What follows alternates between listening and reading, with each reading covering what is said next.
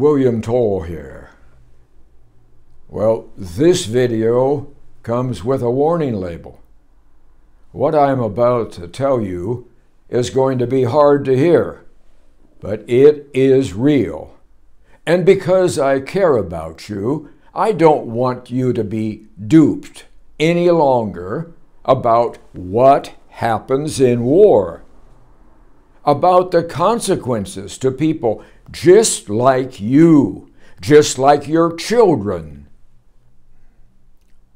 Well, nothing here is exaggerated. Any veteran of combat will say it even more graphically than I do. Well, I'm going to turn the camera off as I speak so that nothing distracts you from your imagination. It's one thing to practice in a class on a plastic dummy. It's another thing entirely to see life ebbing away from an 18-year-old who looks as if they're 15, begging for their mommy to make it all go away, make it better. Your hands shake trying to help with even the simplest tasks. Their time is ticking away. They are growing cold. Nothing can warm them. When you see death on television or the internet, someone falls down, clutching their chest, and falls asleep with their eyes nicely closed.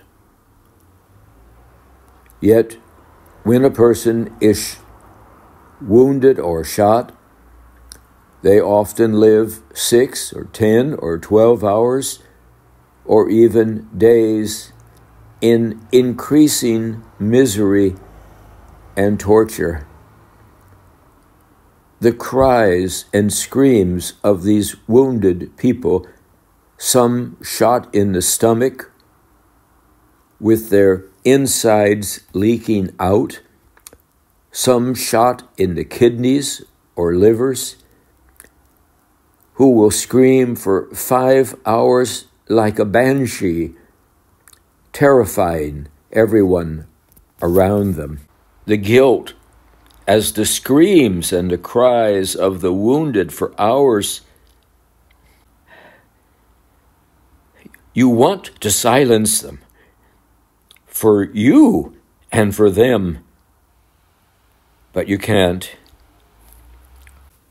Some shot in the chest with a sucking, foamy, bubbling chest wound. Always you see the color of death, yellowish, sickly gray. The sickening color of a black body, bloating, with gases escaping through all the orifices, a greenish gloop, the smell of death. Blood does not simply pool on the ground near a wounded person. It splurts and gushes and splatters as the heart pumps desperately to find balance. It gets all over the living, sticky, heavy smelling. It's like you can't wash it off.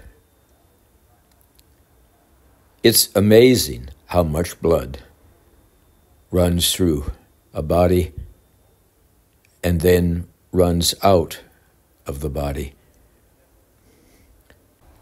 Even this tiniest wound from a little piece of shrapnel can cause the blood to spurt, removing the life and color and warmth from you. Have you smelled a dead mouse under the cupboard? Magnify it times 20. You need cotton wool balls in your nose, but it's not enough. You can't get the odor off your clothes. The dead often have eyes like a fish eyes. Sometimes one eye is way too shut and another is way too open, and they stare at you like they're saying, "Why me and not you?"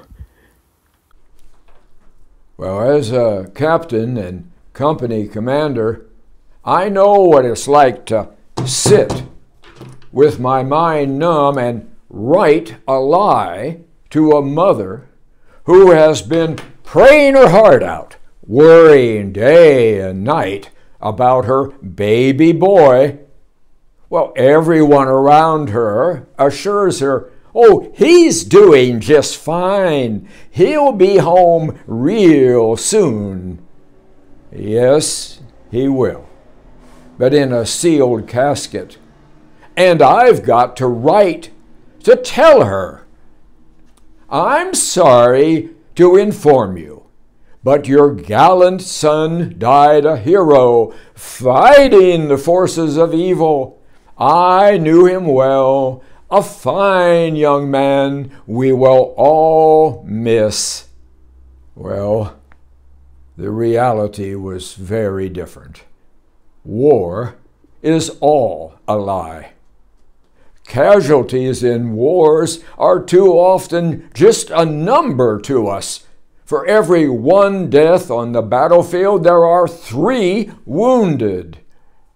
Wounds that are typically devastating, leading to a lifetime of pain and suffering. When you hear of wartime deaths, don't forget the wounded who need to find a way to go on living. I have taken the risk in this video to make wartime death vivid because I never want you to think the same again. When your leaders talk about war, don't sit in your complacency. Make them protect Deutsche families, even with their own lives if needed. Now don't wait for the body bags to come home. Wake up now. Protect your children. William Toel.